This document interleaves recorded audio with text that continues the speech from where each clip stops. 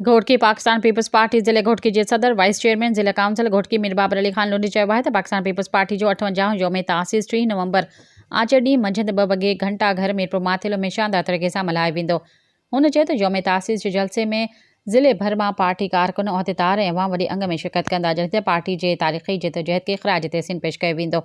योम तासीस जे मौक़े ते पाकिस्तान पीपल्स पार्टी जे chairman Bilawal Bhutto Zardari video link ज़रिए जलसे खे ख़िताब कंदो जिन लाइ समूरा इंतज़ामात मुकमल कया विया आहिनि।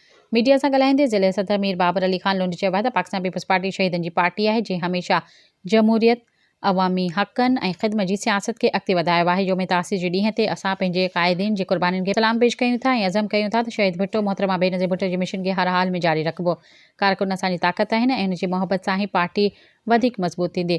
हुन चयो त हीउ जलसो पार्टी जे नज़रिए जिदोजहद अवामी ख़िदमत जे सफ़र खे ताज़ो कंदो। सब्सक्राइब कयो अवामी न्यूज़ HD खे ऐं ताज़ा तरीन ख़बरुनि लाइ ॾिसंदा रहो अवामी न्यूज़ HD।